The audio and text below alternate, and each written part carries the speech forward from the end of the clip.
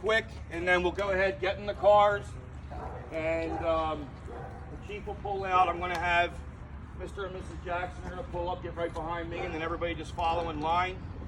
Put your hazards on, and just stay together as a pack. You know, we have the escort in the front and in the back, so that should keep us all together.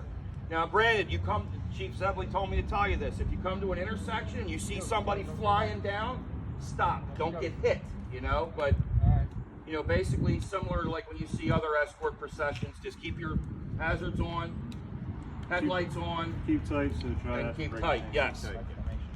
Through red lights, right? Yes, red light stop signs.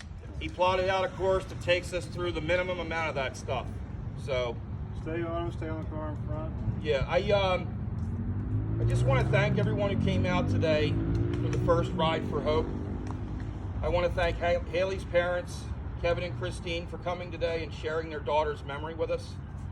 I also want to thank Brookhaven Police Department, Chief Zebley, and Officer Duff also for leading us on the third leg of this ride into Swarthmore, which is Hallie's hometown.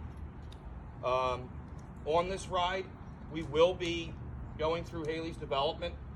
The street is called Bryn Mawr Avenue, and that was her street. That's where she lived. So we're going to go by her house.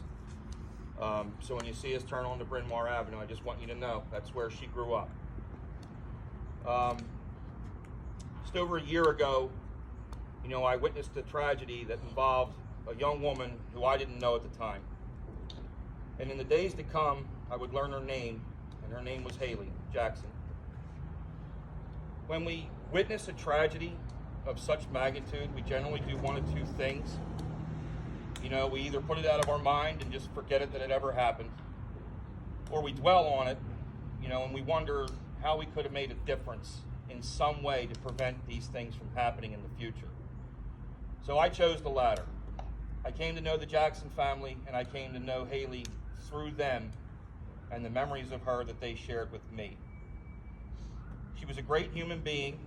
She was an outstanding athlete, field hockey, track, cheerleading, to name some. On one of my visits to the Jackson home, I saw her medals hanging from a postboard in her room, and there was well more than I could count. She had a competitive spirit, not that any of you would know what that's like.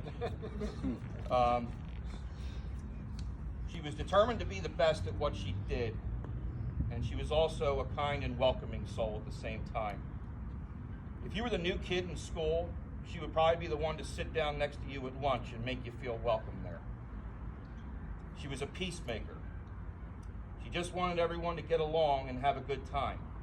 She lit up rooms wherever she went, as is evidenced in the many photos and videos of Hallie throughout the years. Hallie's story did not end on October 28th, 2019. It took a different path, but it did not end.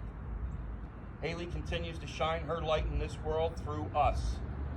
From small random acts of kindness done in her name to outings and events to further mental health awareness, such as what we did today.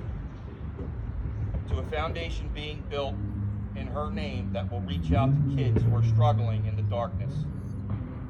Hallie's good works in this world are far from over. At the end of the day, when we all go our separate ways, we will all take something with us from this ride. She is with us today, right here, right now. Her spirit rode with each and every one of us today, and her spirit will stay with us in the days to come. Every time you do a small random act of kindness in her memory, you will feel her there. Her memory will live on in all of us, and she will never, ever be forgotten. Thank you all.